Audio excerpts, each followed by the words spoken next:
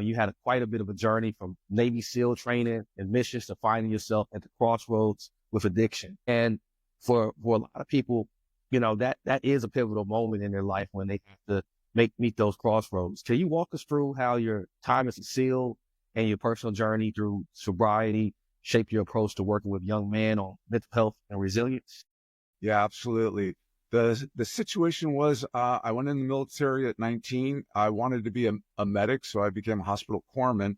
And during boot camp, I found out that there was a program in the third week you could go and test for what is SEAL training. And so I've always been up for a challenge. So I went and passed. So I found myself on the Silver Strand at BUDS, Basic Underwater Demolition SEAL Training. And I was in class 106. We graduated February 29th, 1980, and it opened me up to a world that I had no idea existed. To make it, to bring it about so that I can share with you what happened, how it happened, and what it is for us today. Was 9 years into my career, I ended up getting discharged for drug use from SEAL Team 1. And it was devastating. I was lost, I was confused, and I was severely addicted. So what I did was entered myself into a recovery facility, and it was a facility called Project 90. And so I spent 90 days breaking the physical addiction, but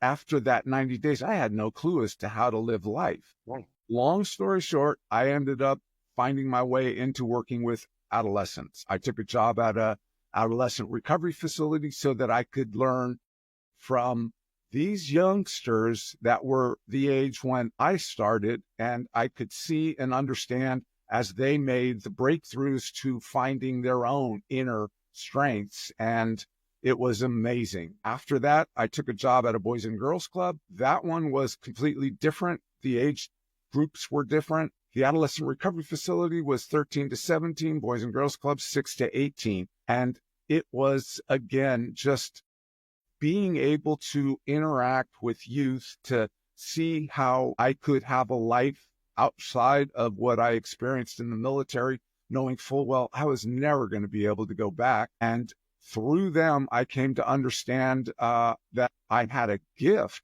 when it came to working with youth. So I've dedicated my life to bettering myself so that I can be there in a way for our youth, which today are experiencing such overwhelming mental health issues with depressions, anxieties, suicidal ideation.